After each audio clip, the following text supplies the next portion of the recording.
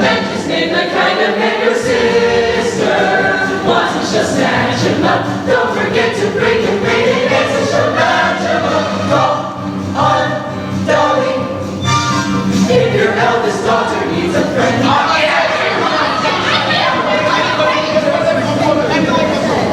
Just name the kind of man your sister wants, and she'll snatch him up. Don't forget to bring your rated eggs, and she'll match him up. Call on Dolly Levi. That's right, Mrs. Dolly Levi, born Gallagher. Social introductions. Ladies and gentlemen of excellent family, introduced under the most respectable conditions of elegance and refinement. Object, matrimony. Now, unfortunately, I won't be able to offer my usual lightning services today, as I have a previous appointment in Yonkers, New York, arranging the second marriage of Mr. Horace Van Gelder, the well-known $500,000 heir. As my late husband Ephraim Levi used to say, that means he's got at least 60,000 cash. But I'll be sure to have you carried across someone special before the week is out. Now, I might also mention I'm available for financial consultation, instruction in the guitar and mandolin, short distance hauling, and varicose veins reduced. I'm Dolly. She's the one dispenser's recommend. Just name the kind of man your sister wants, and she'll snatch him up. Don't forget to bring your maiden eggs, and she'll match him up. Mrs. Levi? Mr. Kemper, the artist. Oh, you know, I'm something of an artist myself. Yes, I do those silhouettes with the scissors and the black paper. Oh, look, here's one of Abraham Lincoln looking the other way. I have to do them like that because I'm no good at noses. Mrs. Levi, the train for Yonkers leaves in 5 minutes, and if we don't get there on time... But we will, Mr. Kemper. And not only will Horace Van Gelder give you permission to marry his niece, Ermengarde, but he will also dance at your wedding! And not alone either, because I happen to be engaged in finding him a suitable second wife himself. What he really wants is someone steady, to clean the house. As my late husband Ephraim Levi used to say, marriage is a bride to make a housekeeper. Think she's a householder. I know all about it, Mrs. Levi. Half of New York says he's going to propose to Mrs. Irene Malloy this very afternoon. Which is exactly why I'm on my way to Yonkers and can take on your case and knock off 4 lovebirds with 1 stone, or whatever I'll throw, I'll see, and well. Would you look at that? I've got nothing here to pay my train fare with. Only large bills, 5s and 7s. I have some change in here somewhere. I just hope this isn't a wild goose chase, Mrs. Levi. Oh, and speaking of poultry, I am also available for fresh Jersey eggs, surgical corsets reboned, pierced ears, and pierced ears replugged. Name the kind of man your sister wants, and she'll snatch him up. Don't forget to bring your maiden eggs, and she'll match him up. Call on Dolly.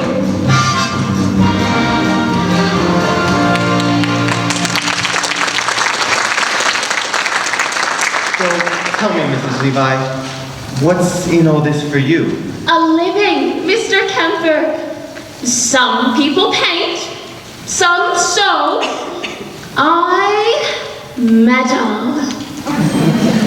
I have always been a woman who arranges things for the pleasure and profit it derives. I have always been a woman who arranges things like furniture, daffodils, and lives.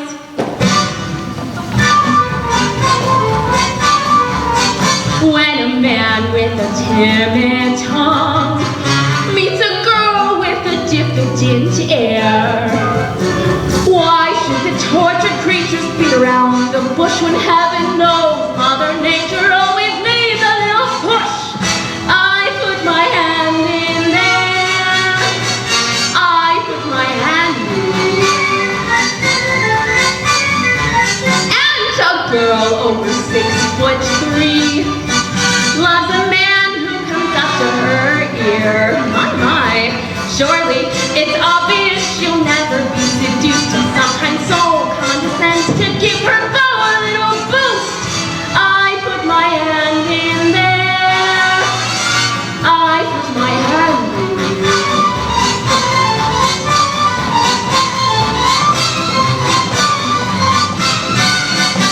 I have always been a woman who arranges things.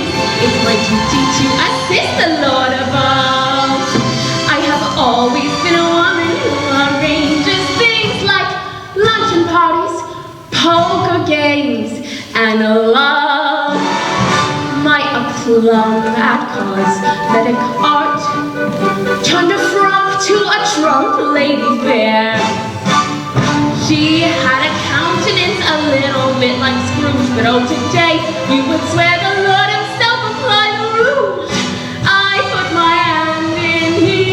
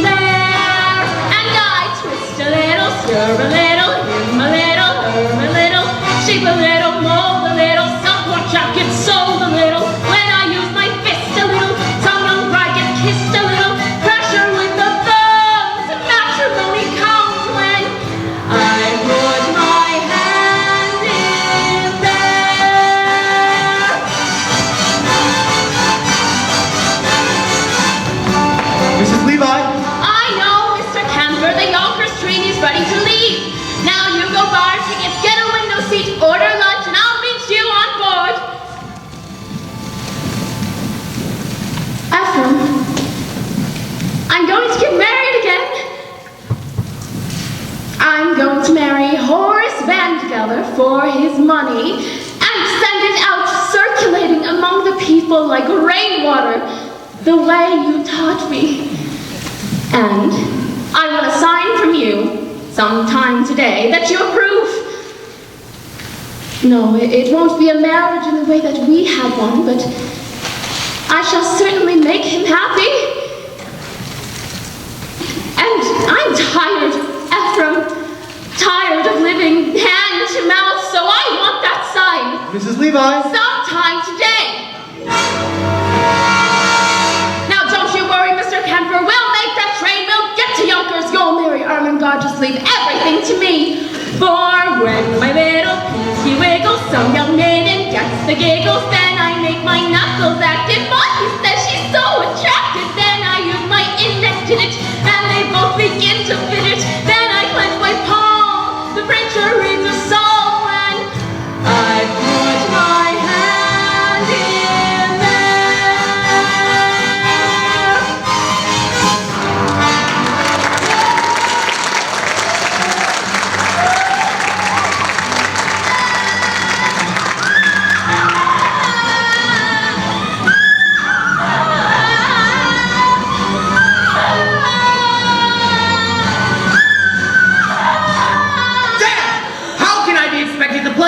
my jumpers with all that bellowing in my ears. I can't help it, Uncle. I love Ambrose Kemper. And I say you're too young to be in love with anybody. Here, take this. I'm not too young.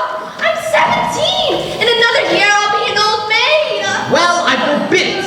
Dare to be an old maid, Ermengarde, and I'll cut you off without a cent. I can't help it. I'm unhappy. Then by thunder, you'll go and weep for a while in New York where it won't be noticed. Now go upstairs and start packing your things. And don't get any tears on the log, it was just oil.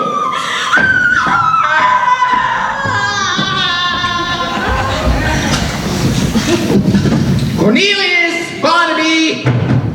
You stepped, Mr. Van Gelder? I did. I got news for you both. I am going to New York this afternoon to march in the 14th Street Association Parade. And when I come back, you're going to have a mistress. I'm too young, Mr. Vandergelder. Not yours, hell and damnation, mine! I mean I am getting married again. And in honor of that occasion, I decided to promote you, Cornelius, to chief clerk. And what am I now, Mr. Van Gelder? You're an impertinent fool, that's what you are. And now I'm promoting you from impertinent fool to chief clerk. Any more questions? Yes. What? Does Does the chief clerk get an evening off a week? So that's the way you thank me for your promotion, is it? No, sir, you'll go and attend to the store as usual. Now get back to work. And don't forget to put the lid on the sheep dip. Evenings off, marrying artists, foolishness. 99% of the people in this world are fools, and the rest of us are in great danger of contamination. Why, even I was once young, which was foolish, and got married, which was foolish, and was poor, which was more foolish than anything else. Then my wife died, which was foolish of her. I grew older, which was sensible of me, and became rich, friendless, and mean, which in Yonkers is about as far as you can go. Oh, I know what you're thinking now. Why a man of such good sense would be planning anything as foolish as getting married again. And the answer's simple. This house without a woman would be an empty shell. And pretty dirty, too. It takes a woman of powder and pink to joyously clean out the drain in the sink. And it takes an angel with long golden lashes and soft-dressed fingers for dumping the ashes. Yes, it takes a woman, a dainty woman, a sweetheart, a mistress, a wife. Oh yes, it takes a woman, a fragile woman, to bring you the sweet things in life. The frail young maiden who's constantly there for washing and bluing and shoeing the men. And it takes a female for setting the table and weaning the Guernsey and cleaning the stable. Yes, it takes a woman, a dainty woman, a sweetheart, a mistress, a wife. Oh yes, it takes a woman, a fragile woman, to bring you the sweet things in life.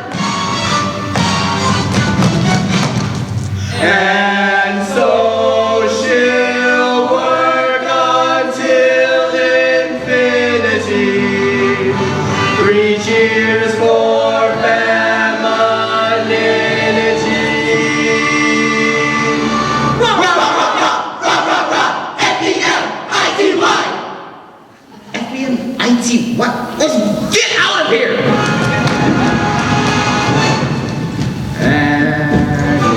Winter she'll shovel the ice and lovingly sets out the trap for the mice.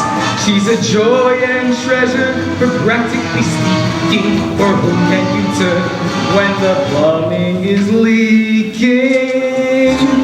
That dainty woman, the fragile woman, that sweetheart, that mistress, that wife.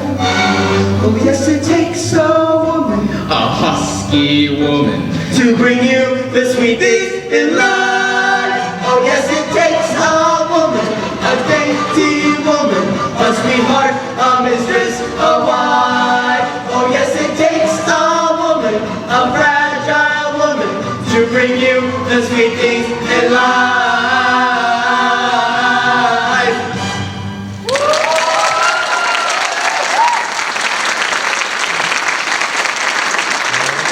All right, out of here, all of you. Congratulations, congratulations, 1,000 congratulations. What?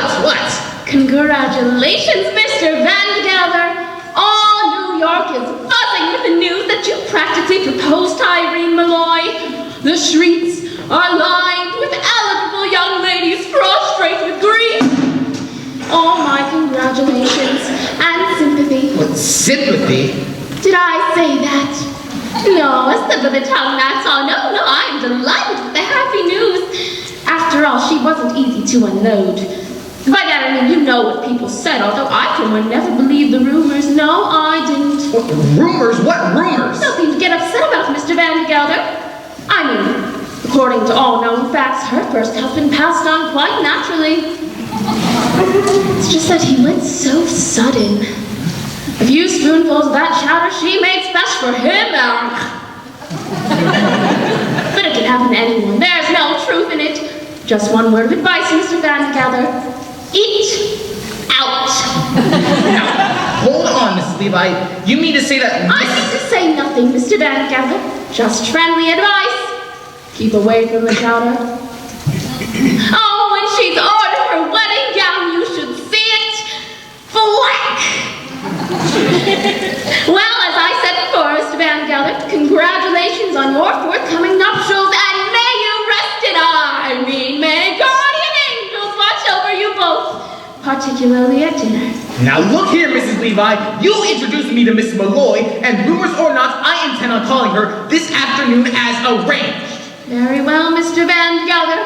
Then I guess I'll just have to go back to New York and tell the other girl, the heiress, not to wait. What did you say?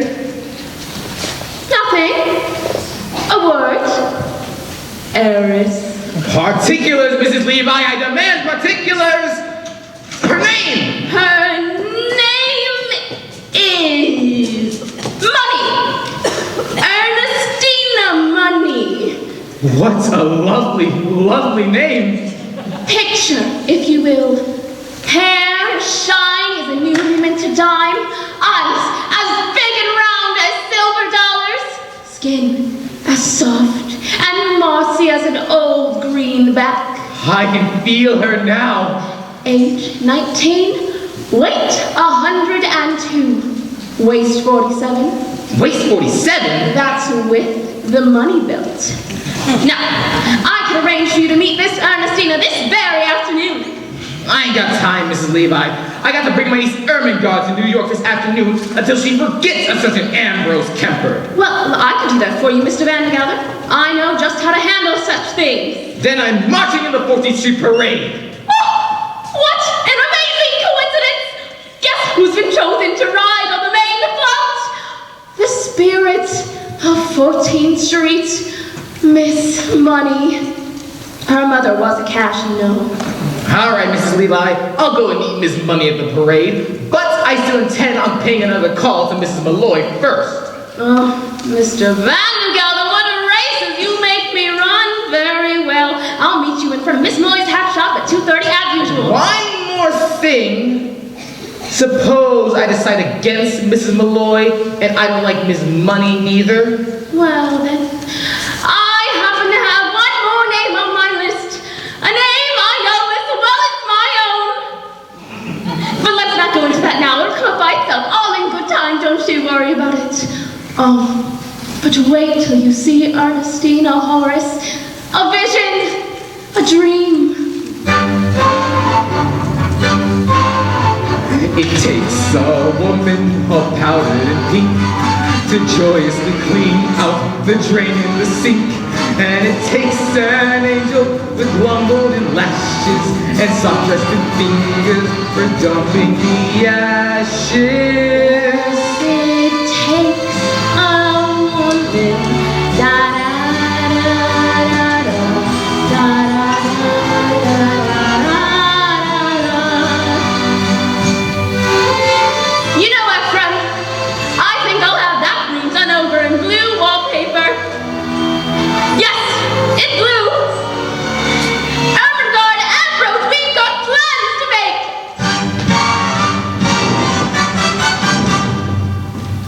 Chief clerk. Promoted from chief clerk to chief clerk.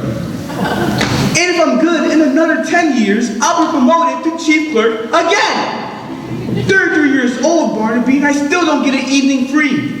When am I going to begin to live? You can live with the holidays, Cornelius. Did you forget what they did to us last Christmas? All those rotten tomato cans went bad, and you and I had to clean up the mess all afternoon. Do you call that a living? No. Barnaby, you and I are going to New York! You mean close the store? Uh-huh. Cornelius, we can't.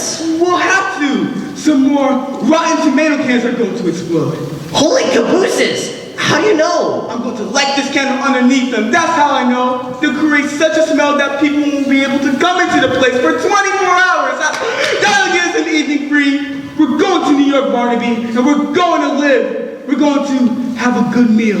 We're going to be in danger. We're going to spend our money. We're going to get arrested. Holy cabooses! And one more thing. We're not coming back to Yonkers until we've each kissed the girl. But, Cornelius, you can't do that. You don't know any girls. I'm 33 years old, Barnaby. I gotta begin sometime. I'm only 17, Cornelius. It isn't so urgent for me. New York, Barnaby. Elevated trains, the lights of Broadway, the stuffed whale at Barnum's Museum. A stuffed whale? A stuffed whale. What do you say, miss? Yes, Cornelius, yes! Now, the first thing to do is show that you are financially independent. I know, I'll get you a job. Can you dance? I am an artist, Mrs. Levi. I paint. Well then, my card. Mrs. Levi, painters taught how to dance? Now, there's a man, Rudolph Reisenberg at the 14th Street Harmonia Gardens.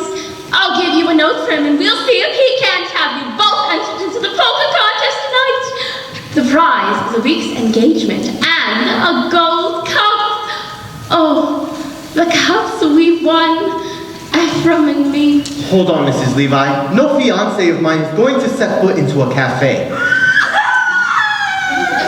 And I don't mind saying that I'm surprised you have acquaintances in a place like that. Not acquaintances, Mr. Kemp, but friends. Friends from days gone by. My late husband, Ephraim Levi, believed in life. In any place you could find it.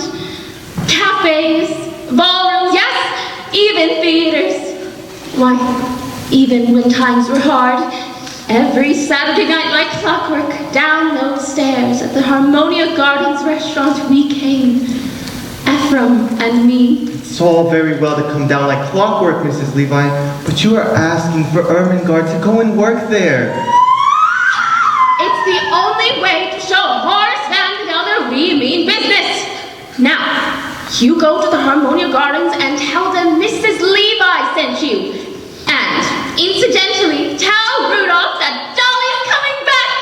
And I want a chicken and a table for two for 8 o'clock tonight.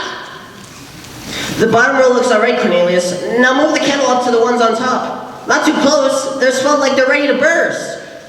Holy cabooses. I can smell it up here, Cornelius. Get dressed, Barnaby. You and I are going to New York.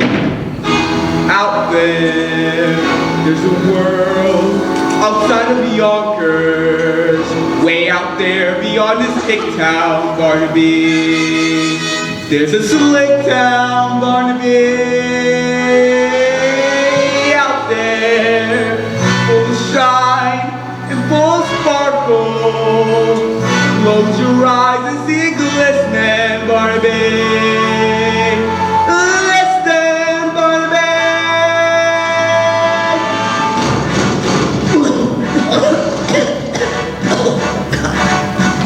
Put on your Sunday clothes, there's lots of world out there.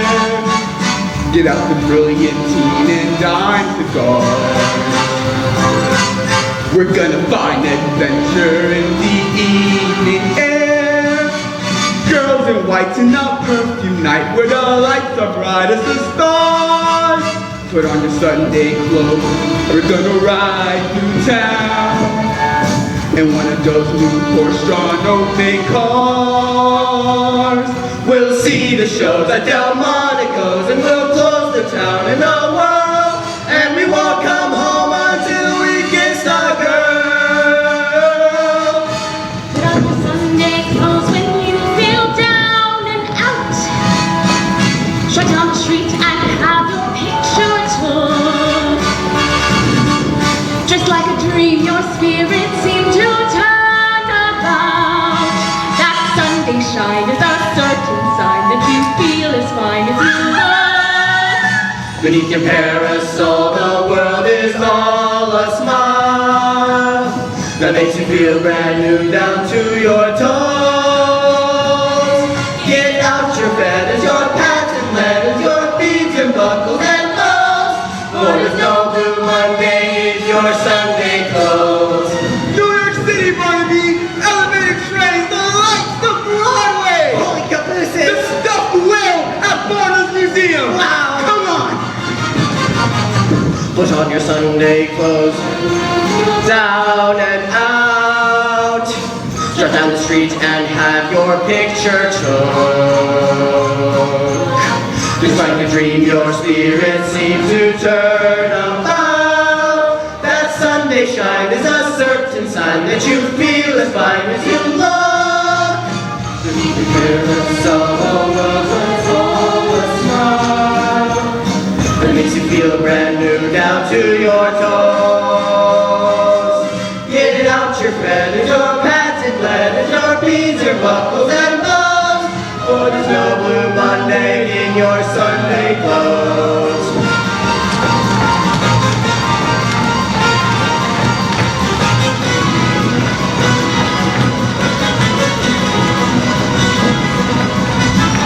Beneath your bowler brim, the world's a simple song. A lovely look that makes you tilt your nose.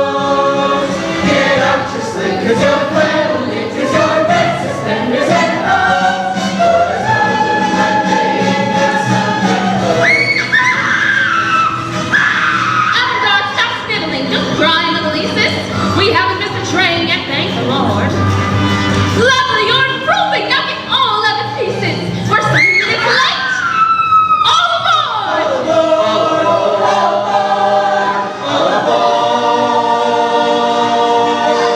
Put on your Sunday clothes, there's lots of world out there. Put on your silk cravat and patent shoes,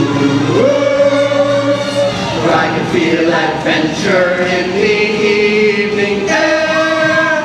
To town we'll trot to a smoky spot where the girls are hot as a fuse. Put on your high silk hat and at the turn of clock,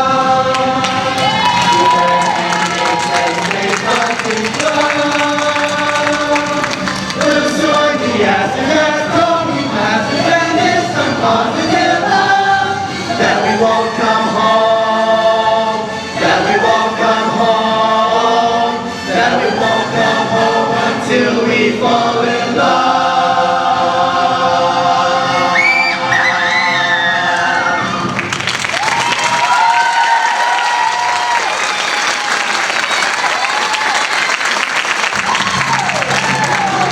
High silk hat and at the turn of cup, we'll wear a handmade brace with button glove. We'll join the asses at Tony's passes and fix some positive love. That we won't come home, that we won't come home, that we won't come home until we fall in love.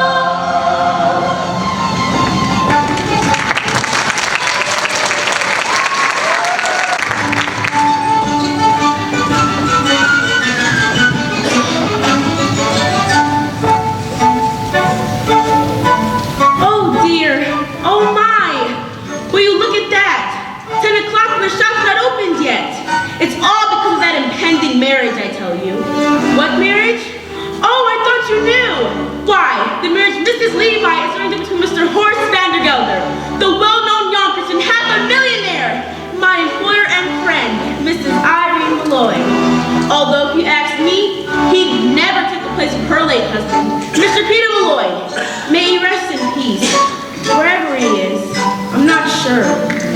He was a caution, you know. Oh, it's all too much with the late husbands and new marriages, and on top of everything else. Miss Mortimer, returning this hat for the 3rd time. Same old story. She wants more cherries and feathers. Cherries and feathers to catch a bow, I suppose. Although if you ask me, she'd be better with a nice heavy veil. I told her ribbons down her back is what we wearing this summer if we want to catch a woman's eye. But she'd have none of it. Cherries and feathers she wants.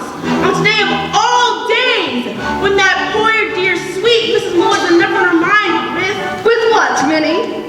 With the door. It's stuck. Stuck? Then push!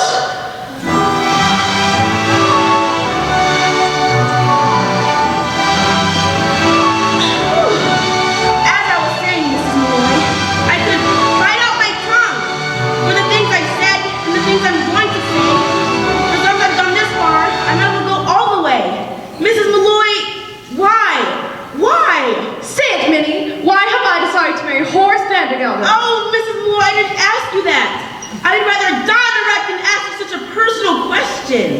But as long as you did bring it up. I'm marrying Horace Vandergelder for one reason alone, Minnie. To get out of the millinery business. I hate hats!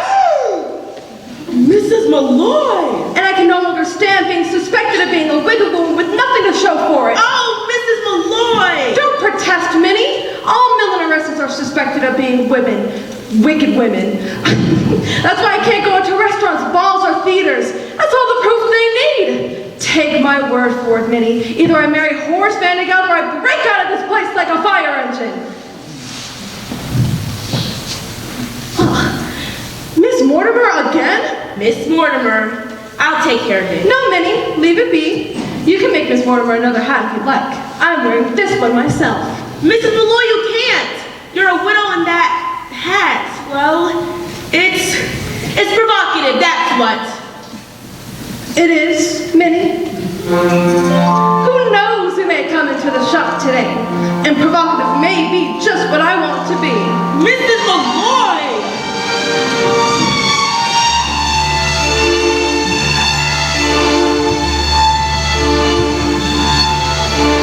I'll be wearing ribbons down my back this summer. Blue and green and streaming in the yellow sky. So if someone special comes my way this summer,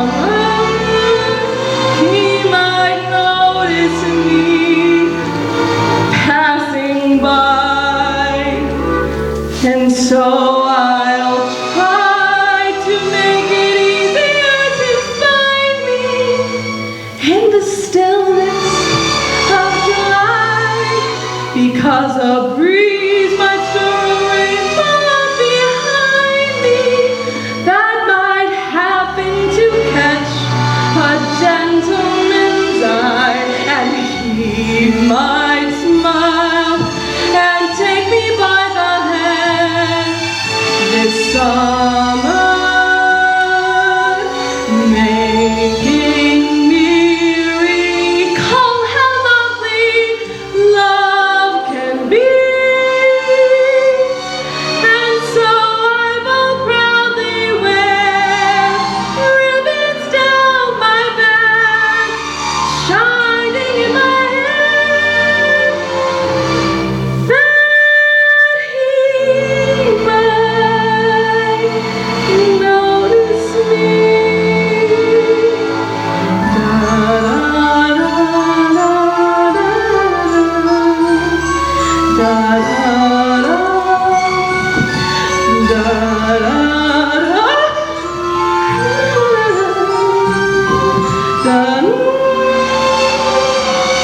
And so I will proudly wear ribbons down my back, shining in my hair, that he might notice me.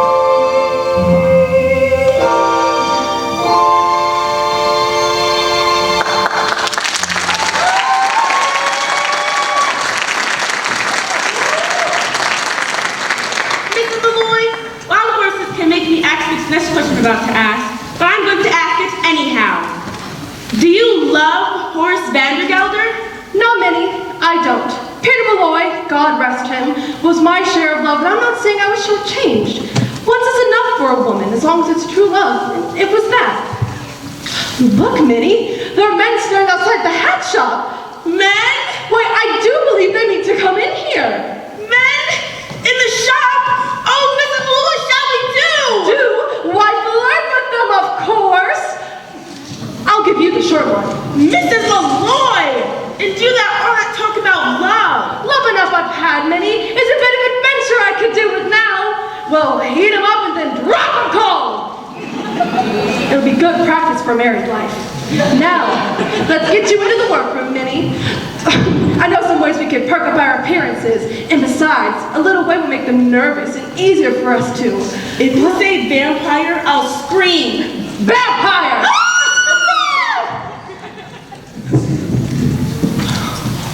We'll get an adventure out of this yet, Barnaby. All day long, we wander around New York City and nothing happens. Then we come to the quietest street in the city, and then suddenly, Vandergelder! is she still out there? Go look! She's sitting on that bench, Cornelius. Are you sure this is an adventure? You don't have to ask, Barnaby. When you're in one, you'll know it, all right? How much money have you got left? Not much, Cornelius.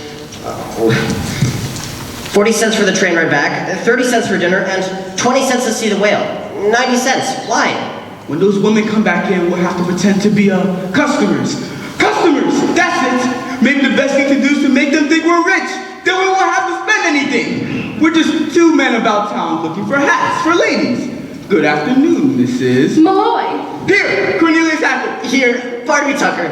A pleasure to be meeting you, gentlemen. Now, what can I do for you? We're hats, you see, and we want a lady or two to Malloy with. We want a hat. For a lady.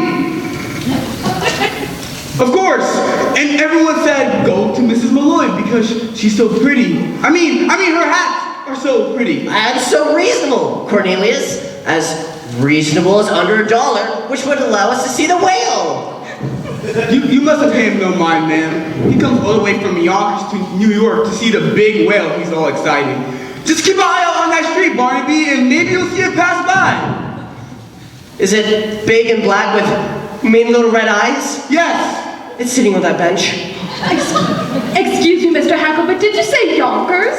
Well, of course, ma'am, and forgive me for saying this, but you should really see Yonkers.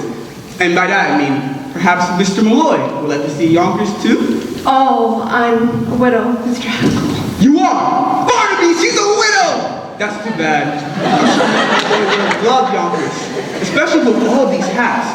On you, of course, not Mr. Malloy, may she rest in peace. You're Catholic, right? Well, don't let that worry you. I'd be willing to change. Mrs. Malloy, if you ever happen to have a Sunday free in the near future, and I'll be willing to show you Yonkers from top to bottom. Well, as a matter of fact, Mr. Hackle, I might be in Yonkers sooner than you might think. Oh, really? You see, I have a friend who lives in Yonkers. You do? Perhaps you know him. Perhaps we do. Though it's always foolish to ask in cases like this, isn't it? It's Mr. Vandergelder. Horace Vandergelder? Of Vandergelder's Hay and Feed? Do you know him? Oh, no. I hear he's a substantial man, and well liked, they tell me. A lovely man. Just lovely. As far as I know. He's hard as nails. Oh, Cornelius, I think. Oh, I wonder if your friend will like this one. Oh, beg your pardon, Miss Malloy. Gentlemen, what are you doing? We'll explain everything, Miss Malloy, but you have to help us. Look out! You come out of their cover this instant! Well, really, Mr. Hackle, Mr. Tucker, get out of wherever you are, or else I'll be forced to... Mr. Vandergelder. Mrs. Malloy, I don't suppose Mrs. Levi is here, is she? She was supposed to meet me on that bench 10 minutes ago. Well, she can just go looking for me if she comes. When I make an appointment, I like people to be on time. These are for you. Chocolate-covered peanuts. Unshelled. That's the expensive kind. Did I just see you talking with two men? Men, Mr. Vandergelder, and a woman's hat shop. Now, let's get you into my workroom. I'm so anxious for you to see it. I saw it last week. So you did. So, what's new in the hay and feed business? I hear you have 3 friends. All hard as nails, I mean. What on earth are you talking about? Yonkers. I hear it's a beautiful city. And who's been telling you about Yonkers, may I ask? Nobody. A friend. What friend? Well, you see, He? a customer. Mr. Vandergelder. Someone quite well-to-do, as a matter of fact, though it's always silly to ask in cases like this, isn't it? It's Cornelius Hackle. Did you just say Hackle? Why, yes. He happens to be my head clerk. That's all. Mrs. Malloy, I demand an explanation. And I why shouldn't she know Cornelius Hackle? Everyone in New York knows Cornelius Hackle. He's here at the opera, in all the fashionable homes. Why, he's at the Harmonia Gardens restaurant 3 times a week. Impossible! He's only got $146.35, and I keep it in my own safe. Oh, Mr. Vangeller, you're killing me. He's one of B. Hackle's. They built the canal. What canal? The pyramid. The pyramid. Both. It ain't the same man. Who took the horses out of Jenny Lynn's carriage and pulled it through the streets? Cornelius Hackle. And who dressed up as a waiter at the 5th Avenue Hotel and dropped an oyster down Mrs. Astor's? Oh, I shouldn't say, but it was Cornelius. He's the playboy of New York. Now, Irene, don't deny it. I can see you were taken with him just like everybody else. Dolly, what are you saying? I've only ever seen him once in my life. I mean, really, Dolly, Hey! Hold your tongue! There's a man in there! Oh. Now look here, if there's a man in that closet... No, Mr. Van together, you can't! It's too dangerous. No man that hides in ladies' closets can frighten me, Mrs. Levi. Now stand aside! Stand indeed, Mr. Van Gelder. I'm sure you'd make short work of any men. Those muscles! I can see them now, rippling back and forth beneath your coat. Ripple, ripple, ripple. Mrs. Levi...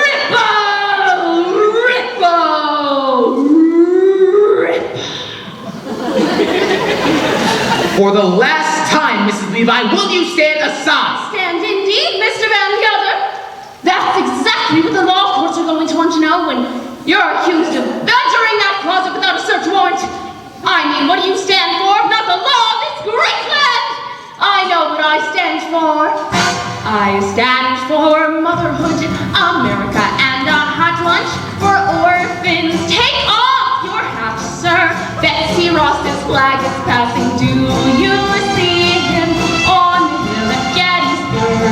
Neath that great triumphal arch. If you see him as he's tramping through the grapes of wrath, stamping march, march, march. Has this not affected you, sir? I came here at 14 years of age from a country that oppressed my people. And now I must echo hear what was said by that great and patriotic American. Moses! I stand for motherhood, America, and a hot lunch for orphans. Take off your hat, sir. There's a tear-stained eagle passing. Do you see him on the bridge at Waterloo? Beneath that great triumphal arch. If you see him as he's traveling through the grapes of wrath, stand and march, march, march. I stand for America and the hot lunch for orphans. I regret that I like Betsy Ross's flag is passing. Do you see him on the hill at Gettysburg? Beneath that great triumphal arch. If you see him as he's traveling through the grapes of wrath, stand and march, march. 407 years ago, march, march, march. More perfect union! March, march, Damn the torpedoes! Full speed ahead! march, march, march.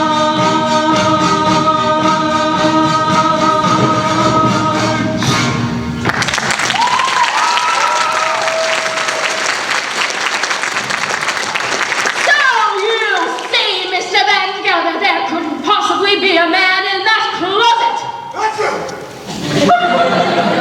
God bless you.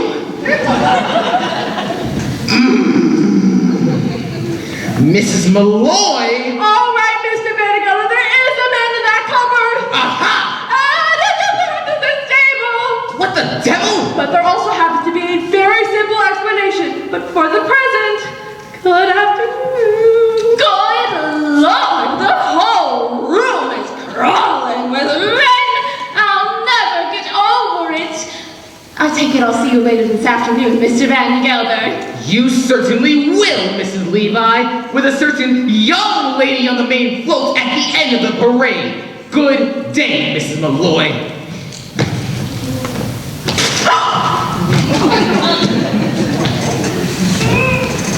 Mrs. Malloy, I can explain everything. So you see, basically me and I do not wish to hear any explanations, Mr. Hackle. Just you and Mr. Tucker. Do me the pleasure of leaving my hatch up or I'll send for Officer Goldberg. Well, if you ask me, Irene, getting an officer's letting them off too easy.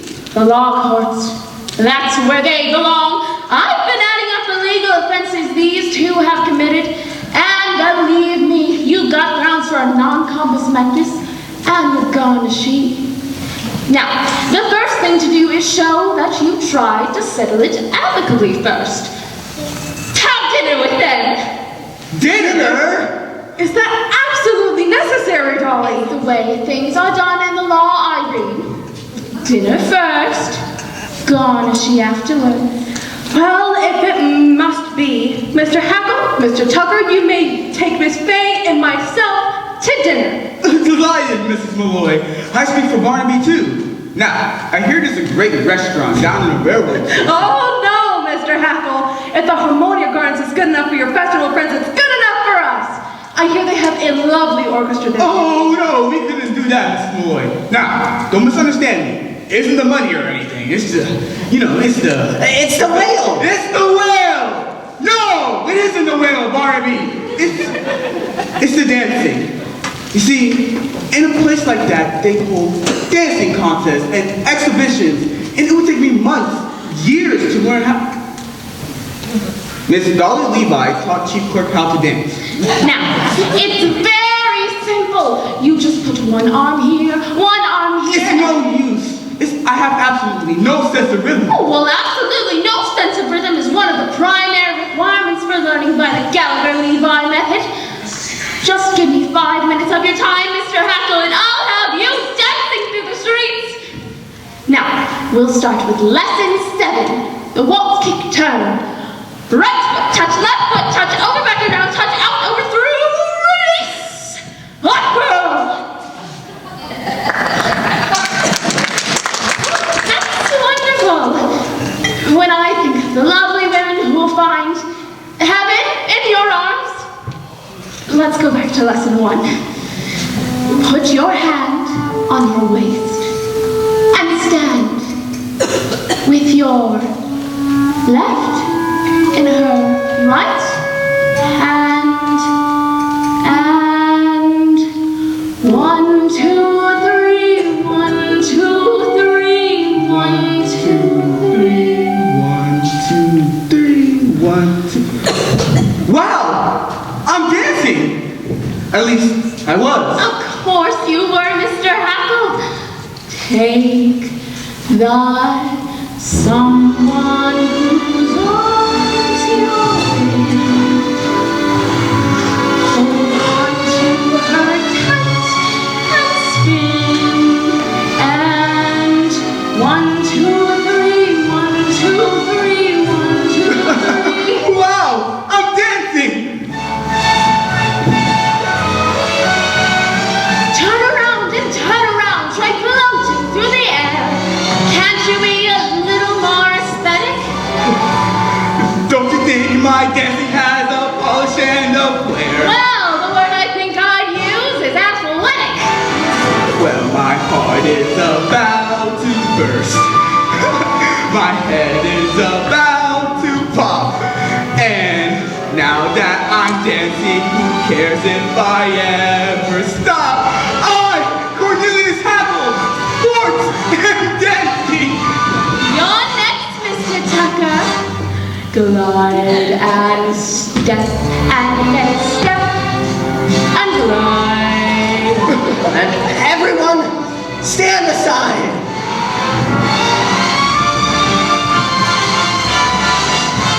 Oh, look, he's dancing.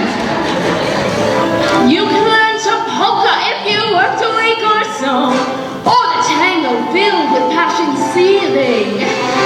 I could join the chorus of the Castle Garden show. Whatever you do, for gosh sakes, keep breathing. For my heart is about to burst. My head is about to pop.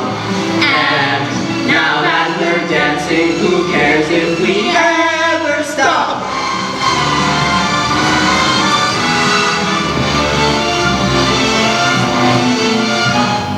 When there's someone you hardly know and wish you were closer to, remember that he can be near to you while you're dancing. Though you only just said hello, he's suddenly someone who can make all your daydreams appear to you while you're dancing. Make the music leave a spell, whirl away your worry. Things will go those twice as well when they're slightly blurry. As around and around you go, your spirits will hit the top. And Now that we're dancing, who cares if we ever stop? 2, 3, 1, 2, 3, 1, 2, 3, 1, 2. And now that we're dancing, who cares if we ever stop?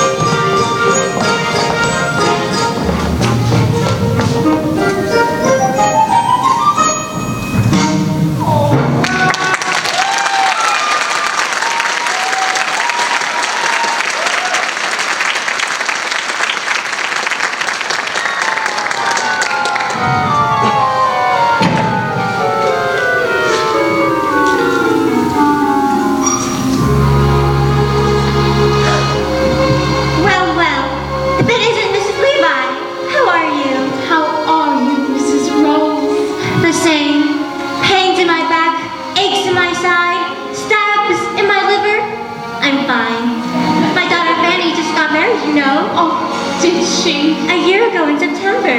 It's been a long time since you lived here, Mr. Levi. Such a long, long time. Ephraim, let me go. It's been long enough, Ephraim. For all these years, I've put out the cat, I've locked the door, I've made myself a little rum toddy.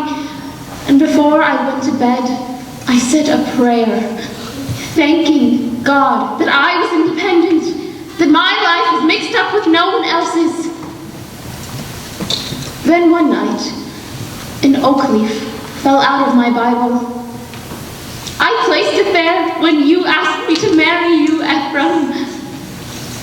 A perfectly good oak leaf, but without color and without life. And I suddenly realized that I was like that oak leaf. For years, I had not shed one tear, nor had I been filled with the wonderful hope that something or other would happen.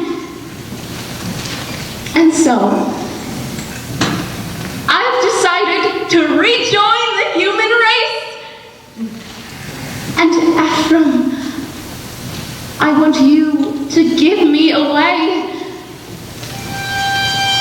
before the parade passes by. I'm gonna get in step while there's still time left before the parade passes by.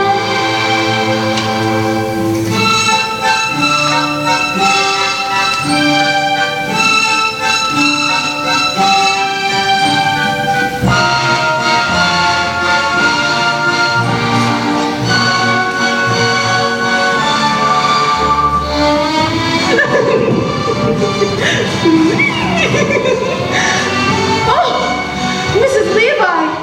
Cornelius Hackman's going to take us to see the 14th Street lights. Everyone's going to be marching. Why, Irene, you're crying.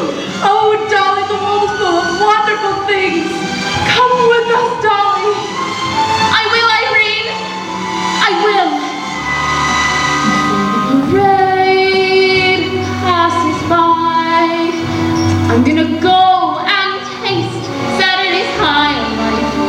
Before the parade passes by,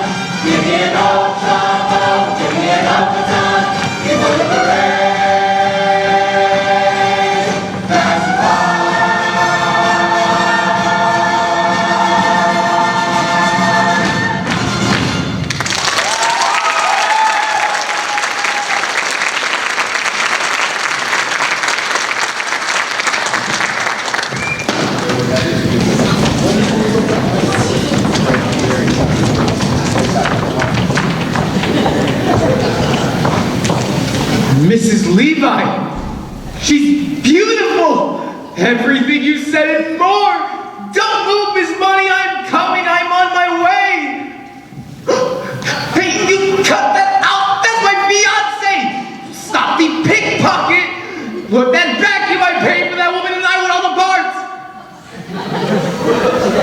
Miss Money, what have they done to you? Mrs. Levi, what is the meaning of this? Nothing to get upset about, Horace. Just a last-minute substitution. Miss Money had a sudden urgent business appointment at the Mint. They're running a little low, and she's helping out. But she will meet you at Harmonia Gardens tonight at 8. That's the most expensive restaurant in the city. And well, it should be. What food and the fastest waiters in all New York. Oh, by the way, I might be a little late, but she will meet you out front. Oh, wait till you see her, Horace.